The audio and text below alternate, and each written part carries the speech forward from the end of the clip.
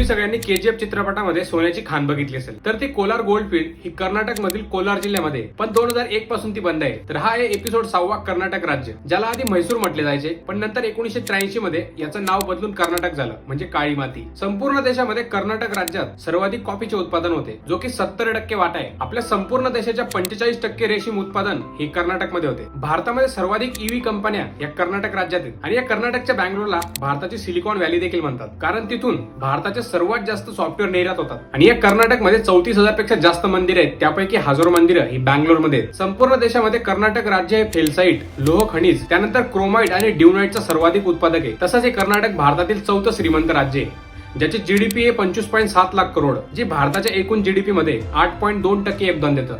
Electronic आणि computer software क्षेत्रामध्ये कर्नाटक 1 नंबरला आहे, कारण या बँगलोरमध्ये इस्रो, विप्रो, टीसीएस सारख्या मोठ्या मोठ्या कंपनींचे मुख्यालय आहे. तर कर्नाटक राज्य अजून कोणत्या गोष्टीसाठी फेमस आहे?